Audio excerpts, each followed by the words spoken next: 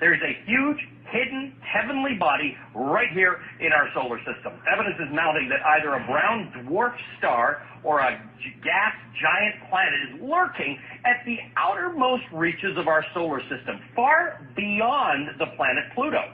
According to the British newspaper The Independent, the object is 4 times the size of Jupiter.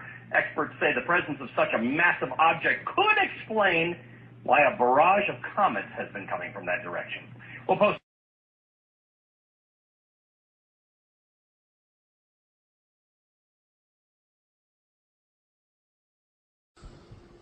Hi, my name is David Morrison.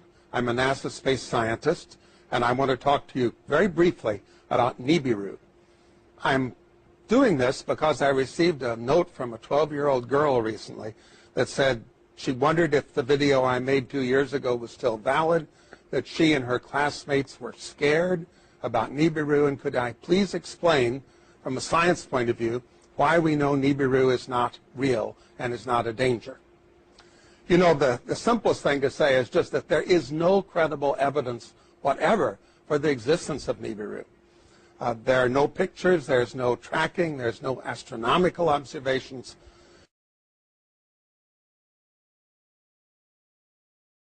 Are we being primed, Gordon, for some major announcement? Well, that's the thing is, now, the Zetas say that the Council of Worlds has told the president, you've got to announce it. I say, you know, everyone I tell that to goes, well, I'll eat my hat if the president ever announced that. But if he did, you know, you can speculate that the first thing he would say is Ronald Reagan had an executive order that this is top secret, and every other president signed on, but now I'm going to be the one who's breaking that because everybody has to know. And what would he, well, we're coming up to the break. When we come back, speculate on what you think he would say, okay? With our special guest, Gordon James Gianninoto. And we're talking about Planet X. Now, he has sent us some interesting pictures that you should get up to coasttocoastam.com and just take a look at them and make up your own mind. And I'll be back in a moment on Coast to Coast AM. If you need to email me, that's George at coasttocoastam.com. Well, next hour, we'll take your phone calls with Gordon James Gianninoto as we talk about Planet X. And welcome back to Coast with Gordon James Gianninoto. Gordon, let's speculate a little bit on if there's an announcement of this planet. How will it be announced? Well, there's 2 lines of thought. One is from the Zetas that the Council of Worlds has told the president that he has to announce it. The other is my line of thought, which is that how can he not announce it? Because as Planet X comes closer and closer to the Earth, eventually it's going to come very close. It's going to be as large as the full moon, and it's going to grab the Great Atlantic Rift and pull it up. And people don't realize that the continents are granite, and they float on the magma core. So they're just floating there. So the Great Atlantic Rift is a line of mountains right down the center of the Atlantic Ocean from Iceland to Antarctic, and there's an upwelling of magma right there. And as the North Pole of Planet X is in line with the sun, as Planet X is in line with the sun, and the North Pole is pointed at the Earth, it's every day when the Atlantic Ocean faces the sun, the Atlantic Rift gets pulled down towards Planet X, and then as the Earth continues to turn, it gets released, because when the North Pole of Earth starts going towards the North Pole of Planet X, then it gets pushed back. But so eventually what's going to happen is Planet X is going to grab the crust. It's going to be close enough that the crust will stop turning with the core. So nothing changes the core, and nothing changes the North Pole of Earth pointing up. But what's going to happen is Planet X is trying to go by, and the day it goes by, it's going to grab the crust and slide it up over the North Pole and then let go of it. And when it lets go of it, the new North Pole is going to be the eastern tip of Brazil, Recife, Brazil. And there's going to be 600-foot tidal waves followed by the tail of Planet X brushing the Earth with all these rocks, which was one of them was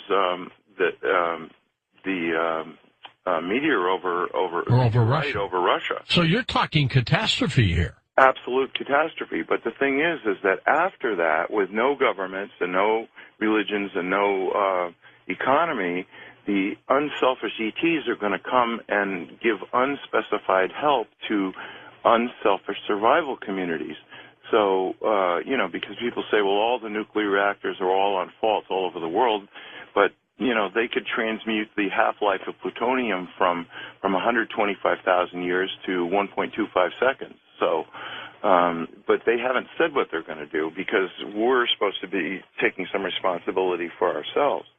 So, what's the timetable on this? Well, see, that's the thing. There isn't a timetable, and that's the number one question everyone asks. Well, when is this going to happen? But the thing is it could happen at any time. The only country that's taken any provision is China, which has built these ghost cities because, remember I had said that the southeastern China plate was going to be sinking. Well, Jakarta, Indonesia, parts of it are 85 feet below sea level. That sinking is almost 70% complete in that tip of the Southeast Asian plate.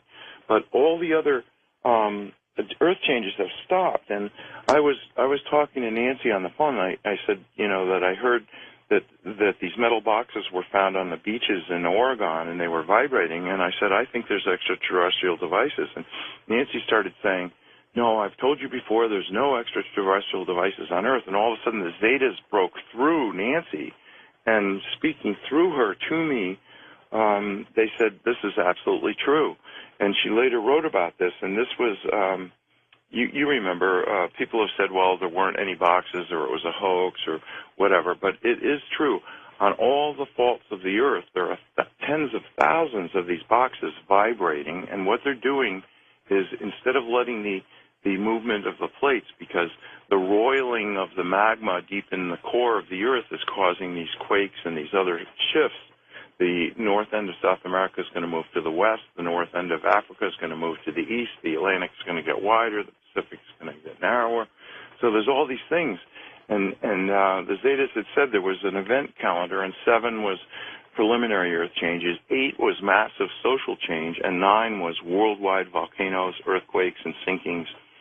And so anyway, these metal boxes have put that off, and the reason why is because they want to have the massive social change. And you can imagine if the president does announce it, of course there's going to be massive social change. Well, if it's going to happen, will he announce it? To me, it sounds like he's compelled to. Well, that's my thinking, is because when it finally separates from the sun far enough that you can see it with your naked eye. Now, I've said I've gone out, my wife has gone out, I've got hundreds of pictures of 2 suns in the sky that I took myself. Now, if I can do that, then anyone can do that. And, so there it is. There's this bright glowing area. You're not looking at Planet X itself because it's in between the Earth and the sun. So it's like trying to photograph the new moon. You just can't do it. But it's got a 5 million mile long or 10 million mile long. It's really, it's a long tail, twin-stranded, stretching towards the Earth because of static electricity. So Planet X is not going anywhere. It's sitting there. And the clump of 4 planets, the dark twin, Venus, the Earth, and Planet X, are still rotating around the sun, but they're not moving in relation to each other. And the tail is stretched towards the Earth, so that rock that came down over Russia and the other ones that were seen over San Francisco and Cuba and Japan are all from the tail of planet rocks, and there's trillions of them. So this is going to be a big disaster. So when the president announces it, and I mean, I'm not sitting in his office privy to whatever they're deciding, but I can tell you this. They really don't want people he's not going to use the word Planet X because that's the term that the Zetas have used and that is on Zeta Talk is Planet X. That's panic time, right? So they don't want people to run to Google, do a search, and go, oh, look, there's a woman in Wisconsin who's been in telepathic contact with extraterrestrials, because that reveals 2 things. We're about to have giant disasters, and second of all, there are extraterrestrials who have been telling the truth since 1995. So they don't want to do that. So it's interesting that they started talking about it as Nibiru. So, I was talking to Nancy, and she's starting to, every time she says Planet X, she goes AKA Nibiru or dash Nibiru or slash Nibiru, so that if anybody does a Google search on Nibiru, they're still going to come up with Zeta Talk. So he's going to say, look, Reagan signed an executive order making it top secret. Every president signed on, but I'm such a humanitarian that I'm telling you that there has been a planet between the Earth and the Sun for 9 years. And why not? I mean, if it separates from the sun where every single person on Earth looks up and goes, oh, my God, what's that? And the glowing area, the thing that's at the 5 o'clock position, is the tail, which is sort of transparent, translucent, whatever you want to say, because it's a cloud of dust or red iron oxide dust. It's lit by the sun, and you can see that from Earth. So that's what people are taking pictures of, is the tail of Planet X stretching towards the Earth. And you can't see Planet X itself, but one of these days, when it gets far enough from the sun, you are going to see it. And then at that day, George, don't you think everyone's going to go, the government couldn't tell us there's a plane? Sure, absolutely. No, and they're never going to believe another word the government ever says again for any reason. Not at all. So, all right, 6.8 billion people, Gordon, on the planet. How many people may perish? Probably 60% are going to die exactly at the moment of pole shift, and another 30% are going to die from disease and starvation and shock. I mean, what the president should be announcing and saying, listen, we've got to move away from the coastlines. I mean, imagine what a 600... And what's the timetable? Okay. Well, that's the thing is, like, there isn't a timetable. There's an event timetable, but the president has been trying to announce it since last September. So first they tried with the emergency broadcast system. That was all screwed up. That didn't work. And then, believe it or not, I mean, you know, you think if you're president, you can just announce whatever the hell you want. And no, you can't, because there are people, the elite and the rich and the powerful, don't want you to stop going to your job. I mean, if they announced the whole truth, do you think anyone would show up for their job? Pilots, policemen, firemen, truck drivers? No, people would want to be with their friends and family. Right, and they'd all head for Wyoming and Montana and places like that, you know, as far away from the coast as they can. The safe havens. Right, and so you can figure out where, now I live on a mountaintop in the middle of the Maine coast because Maine was held down by glaciers, and it's slowly rising, so once the crust comes free of the core, it's just going to pop up another 500 feet. So I'll be doing fine with a 600-foot tidal wave. But Florida, that's actually going to sink. The UK, that's going to sink. Japan is going to sink. So a lot of places, it isn't just a matter of a 600-foot tidal wave. And then, of course, all the ice in the whole world is in the wrong place, so that's going to melt. So the Zetas say the final sea level is going to be 700 feet above present. So the president isn't going to say what's going to happen. He's going to say there's a planet in between the Earth and the Sun, and now this is what I think, and, you know, speculation, because, you know, I'm not privy to the script here, but you know, that he would turn it over to NASA, which would say, yes, there's a rogue planet, but we were prohibited by national security, but don't worry about it. Go back to sleep. If anything's going to happen, we'll tell you. And then maybe they turn it over to NOAA, which is saying, well, this huge Earth wobble is what's causing all this weather. They're never going to admit that global warming and climate change were a lie, because can you imagine the lawsuits? It would bring the whole world to a halt, because how many hundreds of billions of dollars have been spent on reducing fossil fuels? And, you know, the thing is Planet X is roiling the magma, so the magma's circulating closer to the bottom of the crust, so the seafloors are warming, and the ice is melting from underneath. But the actual truth is the Arctic just had one of the coldest winters in years, and the amount of ice that formed this winter in the Arctic is unbelievable. Antarctica's been gaining ice. The top of the Himalayas and a lot of these glaciers are gaining ice. So this whole global warming thing, they're never going to use that phrase again. They would rather die than say global warming. So, you know, I don't know how he's going to put it, but my opinion is he's got to announce it. And meanwhile, the government is doing all these strange things, like ordering 1.2 billion rounds of hollow point ammunition. They're going to arm these Social Security employees and the National Weather Service employees are all going to be packing with hollow point bullets? I mean, come on. Who thinks, that that's normal? What are they expecting? And, of course, there's going to be some people who are going to riot and steal and loot and God knows what. Well, things could be out of control. Right, they could be out of control. But yet, if they do announce it, then people will go, well, this is something that we're all facing together. Let's work together to save as many people as possible. But they've got to do it sooner than later. Now, I live on a mountaintop. I heat with wood. I've got an outhouse. I'm ready for no electricity and no fuel.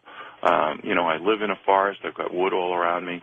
So, my theory is if you're ready for pole shift today, then you're going to be ready for it whenever else you can. But if you notice, around the world, the economy has not been getting better, regardless of what they're saying. And people are realizing every day that everything they've worked for all their lives is coming to naught. And hopefully people will say, well, really, what is important? And they'll realize, every time you see a disaster, you see people say, well, I lost everything, but, at least we all survived. And, that's what's important. And people are going to start realizing, well, maybe people are more important than possessions. But this earth wobble, I went out last July to take a picture of the full moon rising over the mountain in Maine where I live.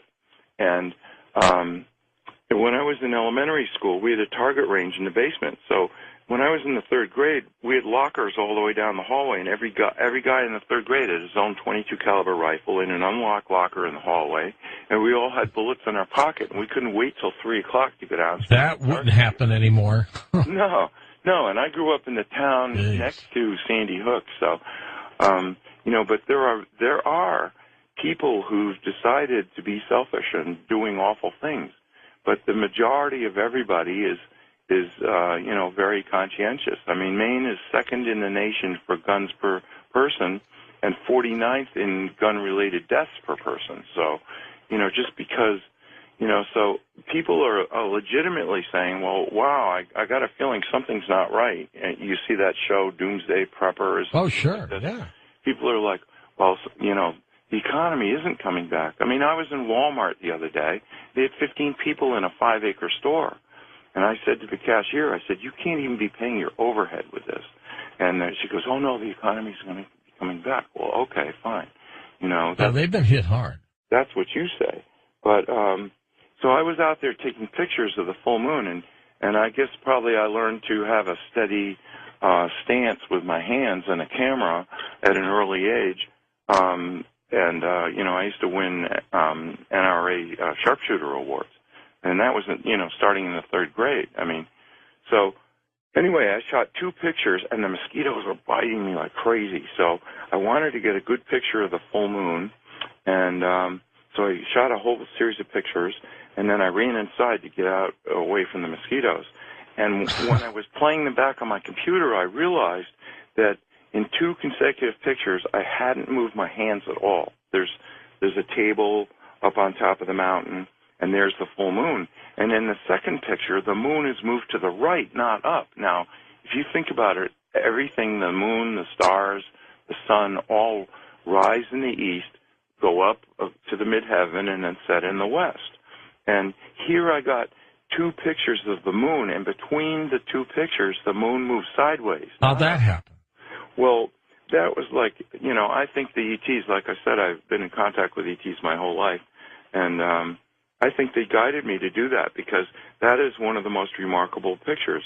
Now, I've gone out and watched Sirius rising and Orion rising in the east, and then I go back 20 minutes later, and all of a sudden it's like 45 degrees further south, but it isn't any higher in the sky. Now, why would that be? That's because every single day, Planet X pulls the magnetic bar of the Great Atlantic Rift down towards it, and then as the Earth continues to shift and the Atlantic no longer faces the sun, then the North Pole, which doesn't like the North Pole of Planet X, pushes the North Pole of the Earth back. So you get these wobbles, and what you get is this gigantic loops in the jet stream.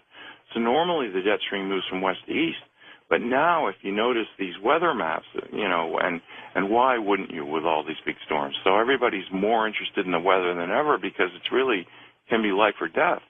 And what you get is these giant arcs of cold air coming down from the Arctic. And 30 miles to the east, you've got this giant arc of tropical air coming up from the Caribbean. And you've got this clash of fronts that makes these gigantic storms. I mean, look at Hurricane Sandy.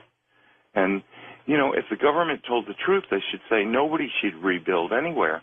But it's just like Katrina in New Orleans. People are saying, well, we're going to bring it back, and it's going to be so meaningful, and we're going to have Seaside Heights, New Jersey, ready for the tourist season. And, but the truth is nobody should be there now at all because this is right in the danger zone.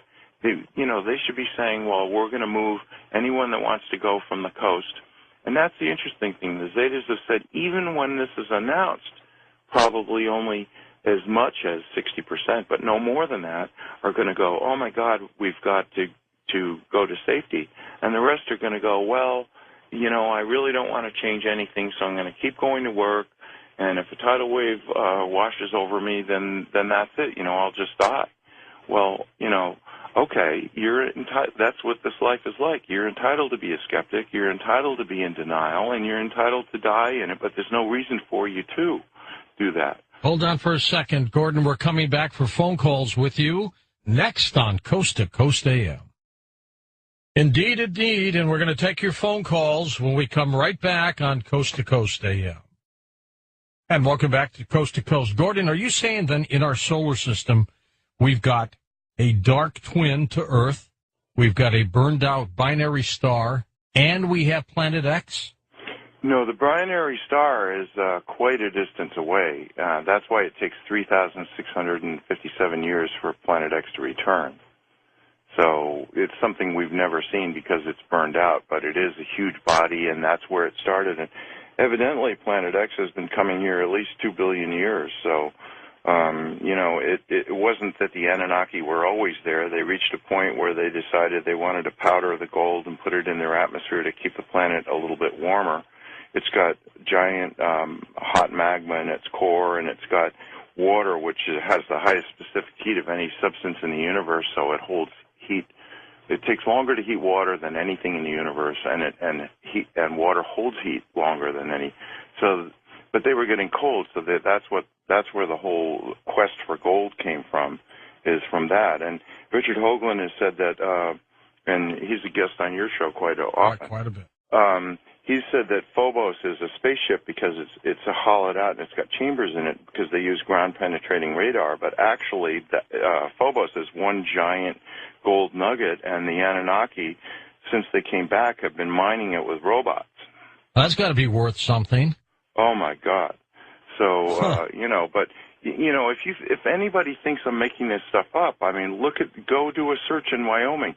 Dick Cheney tried to get the Wyoming legislature, and he only failed by a few votes, to buy a used aircraft carrier. Now, what in the hell would Wyoming use? There's no water there, is there? Well, that's the thing is, Edgar Cayce said that Omaha was going to be the greatest seaport in North America after pole shift.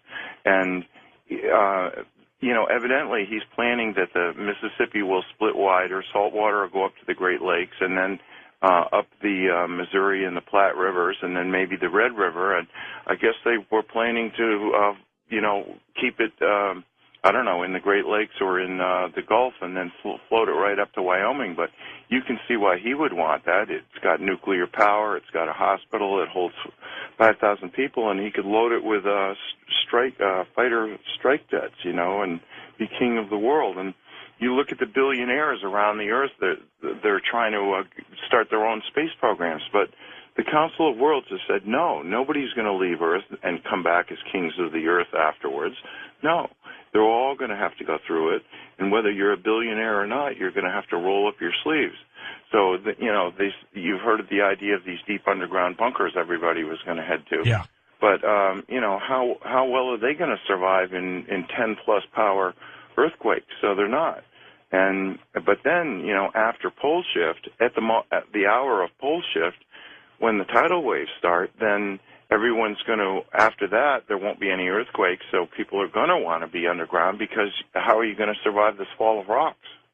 Okay, let's go to the phones. You to vote on the news, and here's the winner. There's a huge, hidden, heavenly body right here in our solar system. Evidence is mounting that either a brown dwarf star or a gas giant planet is lurking at the outermost reaches of our solar system, far beyond the planet Pluto. According to the British newspaper The Independent, the object is 4 times the size of Jupiter. Experts say the presence of such a massive object could explain why a barrage of comets has been coming from that direction. We'll post. Planet X is a very controversial subject, but when we study it, we find that it may hold answers to some of life's most perplexing questions. Everything from evolution to how we came about as a species, to current Earth changes and what might lie ahead for us in the future.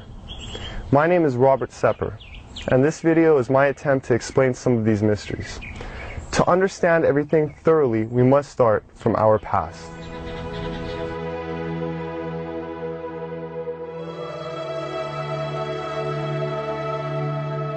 As you do research on our mitochondrial DNA, you find that it goes back into the range of 150,000 years, based on the mitochondrial DNA, which is, I think, pretty much incontrovertible. If we're 150 to 200,000 years old, that throws a huge, gigantic wrench into the establishment position that we evolved from creatures that were walking upright approximately 4 million years ago.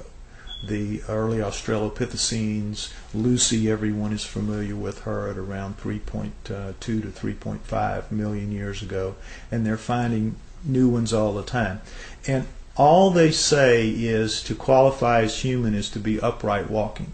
If you're an upright walking pre-creature, you're called a pre-human. And even though all of those creatures, right through Neanderthal, from Lucy at 4 million years ago, right through the Homo habilis, Homo erectus, Neanderthal to Cro-Magnon, right up to Cro-Magnon, all of those creatures don't look anything like human beings as we are today. They are as different from us as primates. In fact, they look like primates. They look like upright walking primates. Up through Neanderthal, back to Lucy, and whatever's going to come before her. What could make something change so radically, literally overnight, in anthropological terms, and be anything remotely associated with Darwinism?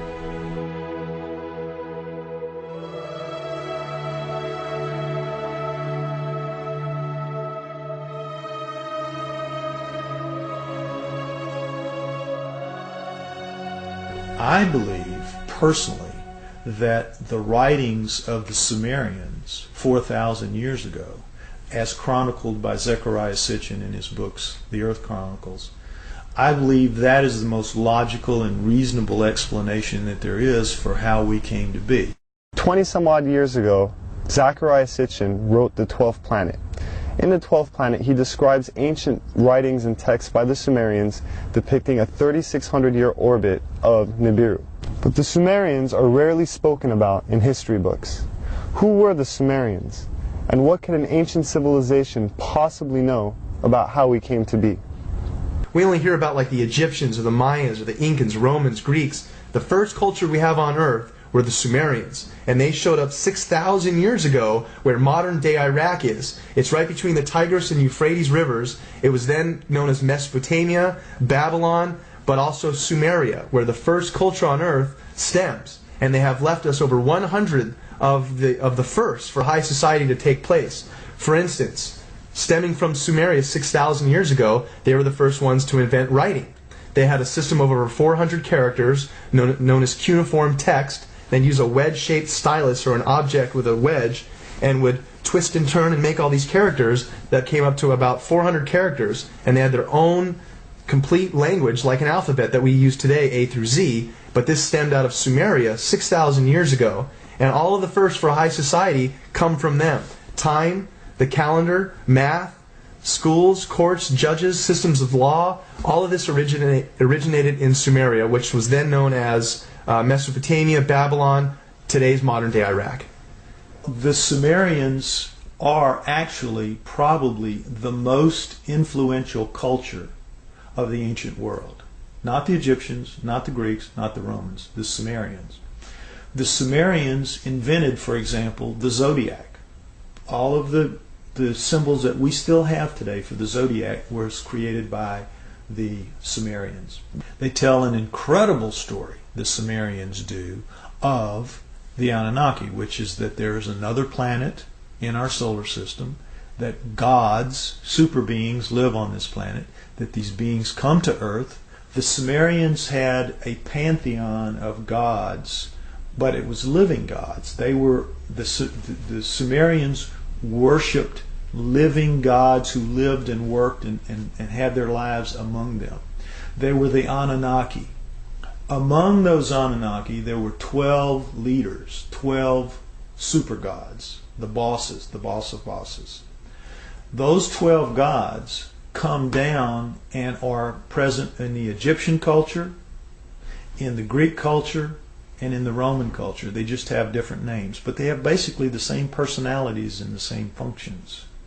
So it isn't that mythology begins with the Egyptians, the Greeks, and the Romans. Mythology begins with the Sumerians. Monotheism didn't kick in until the gods, the multiple gods, actually physically left. When we look at all the stories in the Bible about how God is a feared God, and if you do what God tells you, you are given the reprisal of going to heaven, or if you do wrong, you go to hell, and it's very black and white. But the Sumerians give us a lot more context into that line of thinking and how it came about in their image and after their likeness. The Anunnaki quoted to the Sumerians as saying, "We have created you in our image and after our likeness, and we were their slaves," basically, to do as they bid it. Mine the gold, do their daily chores. We were basically their slaves. The leader said, "We'll make you a slave. We'll make you a servant." And that's the reason, the impetus, according again to the Sumerian writings, for the creation of human beings. The story of Noah is a classic that comes right out of the Sumerian texts. The word Eden, the Anunnaki called the land where they lived the Eden. The Adam, they called the worker slave that they created the Adamu, plural. Could the Anunnaki have genetically engineered humans? It sounds incredible until we consider that we ourselves genetically engineer the fruit and vegetables we eat every day. From tomatoes to apples and oranges to cloning Dolly the sheep. If we can genetically manipulate DNA, then who's to say that we weren't created or our DNA wasn't tampered with by another race of beings in the past? Now the question is, were we? Did they? And if we were, there must be some empirical evidence, some clues left behind, besides writing in a text that points to this. If you look at the human genome, you'll see that it looks very much like a primate genome, except the second and third chromosomes are fused into one. So, what does that solve? It gives you all the chromosomal material of the primate, but it's now only taking up the space in the combining process of 46. It is 46 chromosomes with 48 chromosomes of genomic material still in there. Now, how could nature do that? How could nature fuse those two chromosomes together in any length of time? It wouldn't happen. It couldn't happen. That was done. According to Sitchin, we were created genetically by the Anunnaki as a worker, to mine gold for them, to serve them. People out there, even if you're not a scholar, even if you're not anything, if you open your eyes a little bit to this and you start just doing your own research, you're going to find paths there that lead you to some things that are going to awaken new ideas into you. In the next few years, I think we're going to see a watershed of information that is going to absolutely rewrite every book of history. There is evidence left over this entire planet when you start thinking, and you must believe that we are the offspring of these people. If there was a God, the God created those people before they created us. We are here because of an act of divine creation, but they were people just like us, only older, only more technically advanced. We need to rediscover that in ourselves, that we are a great civilization. We came from a great civilization. And I would tell anybody to look, open your eyes and look for it. Don't be blinded to something that's led to nothing but the slaughter of ourselves for thousands of years. And we still are at that point. We're still a warring society. When this documentary or others like it are put out there and enough people will see it, at least that will start a beacon somewhere that will start shining a little bit brighter. And so at some point we're going to see that we have a different history than what we've been given. The proof's there. Our true history may be indeed very different than what we've been taught through the ages. Whether this data has been withheld or our identities have just been forgotten, it is our responsibility now to rediscover who we are and where we're going.